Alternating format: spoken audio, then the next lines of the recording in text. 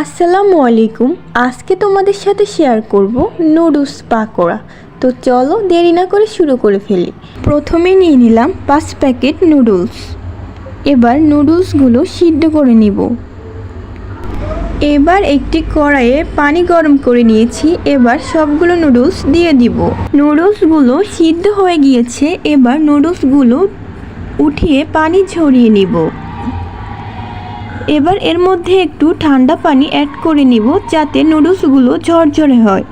এবার নিয়ে নিলাম 1 কাপ পেঁয়াজ, কিছু ধনিয়া পাতা এবং কিছু মরিচ। এবার সবগুলো উপকরণ নুডলসে দিয়ে দিব। এবার এর মধ্যে দিয়ে দিব নুডলসের মশলা।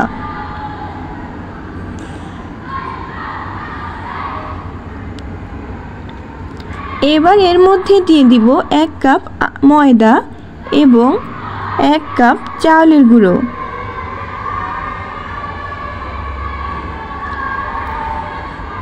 এবার দিয়ে দিলাম স্বাদ মতো লবণ। এবার সবগুলো উপকরণ ভালোভাবে মিশিয়ে নিলাম। এবার এর মধ্যে দিয়ে দিলাম 2টি ডিম। এবার সবগুলো উপকরণ ভালোভাবে মিশিয়ে নিব। এবার আমি একটি ফ্রাই প্যানে তেল গরম করে নিয়েছি। এবার সবগুলো পাকোড়া একইভাবে ভেজে নিব।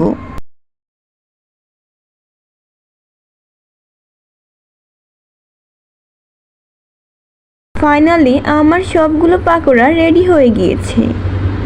দেখো আমি একটু ভেঙে দেখাচ্ছি। পাকোড়াগুলো খুবই ক্রিস্পি হয়েছে, খেতেও খুবই সুস্বাদু। তোমরা অবশ্যই বাসায় একবার ট্রাই করে দেখবে। আর যদি ভালো লাগে থাকে তাহলে আমার ভিডিওতে একটি লাইক করবে, চ্যানেলটা সাবস্ক্রাইব করে রাখবে। পরবর্তীতে আবার কোনো নতুন ভিডিও নিয়ে তোমাদের সাথে দেখা হবে। আল্লাহ হাফেজ।